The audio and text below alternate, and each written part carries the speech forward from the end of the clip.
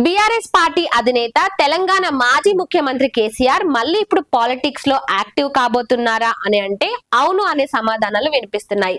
అయితే ఇటీవల రీసెంట్ గా జరగబోయే బీఆర్ఎస్ ఎల్పీ మీటింగ్ లో, అదేవిధంగా రాష్ట్ర స్థాయి కార్యవర్గ విస్తృత స్థాయి సమావేశంలో ఈ సమావేశానికి కేసీఆర్ అధ్యక్షత వహించి ఇక ఇప్పటి నుంచి పాలిటిక్స్ లో ఆయన యాక్టివ్ గా ఉండబోతున్నారని గులాబీ నేతలు గట్టిగా ఫిక్స్ అవుతున్నారు.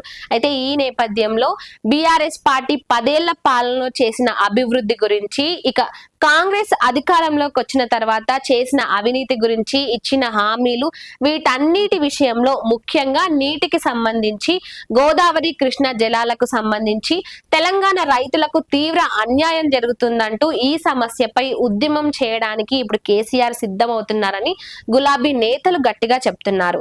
అయితే ఇప్పటికే దీనికి సంబంధించి కేసీఆర్ ఓడిపోయిన తర్వాత, గత సార్వత్రిక ఎన్నికల్లో ఓటమి పాలైన తర్వాత నుంచి ఆయన రాజకీయాల్లో ఎక్కడా కూడా యాక్టివ్ గా కనిపించలేదు.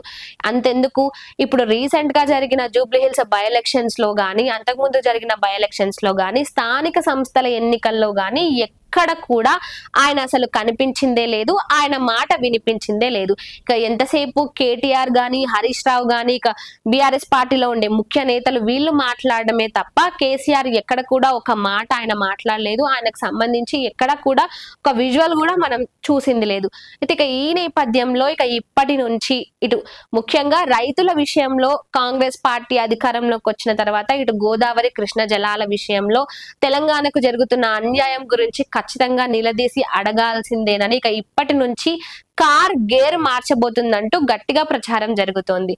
అయితే ఏపీకి సంబంధించి కృష్ణ గోదావరి జలాల దోపిడీ జరుగుతుందని, ఇటు తెలంగాణ రైతులకు తీవ్ర అన్యాయం జరుగుతుందని, గత బీఆర్ఎస్ పార్టీ హయాంలో తెలంగాణలో ఉండే రైతులకు నీటి సమస్యలు అసలు ఉండేవే కాదని, కరెంటు విషయంలో గాని రైతులకు ఎప్పటికప్పుడు నీళ్లు అందించి మంచి పంట పొలాలు పొందే విధంగా ఇటు బీఆర్ఎస్ పార్టీ అంతటి కృషి చేసిందని, కానీ ఇప్పుడు కాంగ్రెస్ అధికారంలోకి వచ్చిన తర్వాత నీటి విషయంలో కావాలనే ఈ విధంగా నిర్లక్ష్యం వహిస్తుందంటూ ఇటు బీజేపీ పార్టీ నుంచి ఉన్న 8 మంది ఎంపీలు కానీ వీళ్ళు కూడా కావాలనే ఇటు తెలంగాణకు నీళ్లు రాకుండా కావాలనే కేంద్రం కూడా ఈ విధంగానే ఆంధ్రాకు ఎక్కువ సపోర్ట్ చేస్తూ తెలంగాణకు నీళ్లు రాకుండా ఈ విధంగా చేస్తున్నారంటూ, కానీ బీఆర్ఎస్ పార్టీ మాత్రం ఇవన్నిటినీ ఏమాత్రం సహించదని, ముఖ్యంగా రైతులకు సంబంధించి ఎలాంటి సమస్యలున్నా, రైతాంగ సాగునీటికి సంబంధించి ఎలాంటి ఇబ్బందులున్నా, ఎలాంటి అవాంతరాలు ఉన్నా కూడా వాటికి ఖచ్చితంగా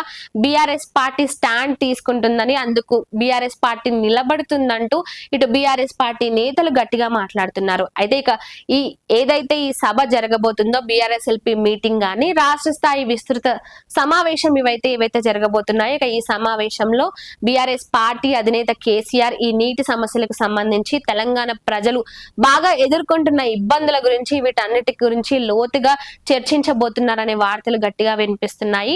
మరి ఈ నీటికి సంబంధించి ఇక ఉద్యమం చేయడానికి కూడా కేసీఆర్ సిద్ధమైనట్లు తెలుస్తోంది. ఇప్పటికే దానికి సంబంధించి ఇటు ముఖ్య నేతలతో, బీఆర్ఎస్ పార్టీకి చెందిన నాయకులతో కూడా చర్చించి మాట్లాడినట్టు తెలుస్తోంది.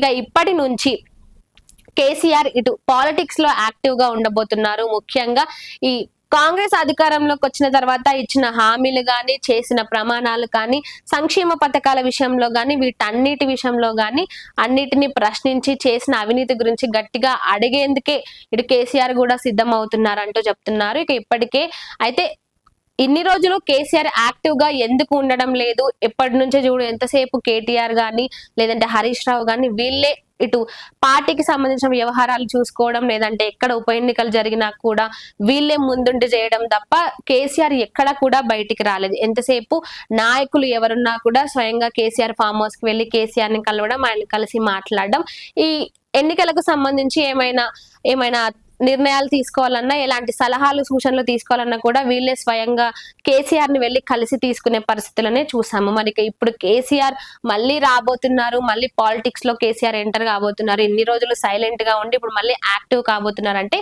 ఇక ఇప్పుడు గతంలో రేవంత్ రెడ్డి కేసీఆర్ గురించి మాట్లాడితే కూడా కేసీఆర్ అనారోగ్యంతో ఉన్నారు, ఆయన గురించి మాట్లాడుకోవడం సబబు కాదు అంటూ ఆయన మాట్లాడారు. ఇక ఈ నేపథ్యంలో మరి ఇప్పుడు కేసీఆర్ మళ్ళీ యాక్టివ్ గా అయ్యి ఇటు గోదావరి కృష్ణ జలాల విషయంలో గానీ, ఇటు ఆంధ్రప్రదేశ్ దోపిడీ చేస్తుందంటూ ముఖ్యంగా కేంద్ర ప్రభుత్వం ఆంధ్రప్రదేశ్ కు ఫేవర్ గా ఉంటుందని, ఇటు తెలంగాణ రాష్ట్రానికి సంబంధించి 8 మంది బీజేపీ నేతలు ఎవరైతే బీజేపీ ఎంపీలు ఎవరైతే ఉన్నారో వాళ్ళు కూడా తెలంగాణకు ఎలాంటి హెల్ప్ చేయడం లేదు.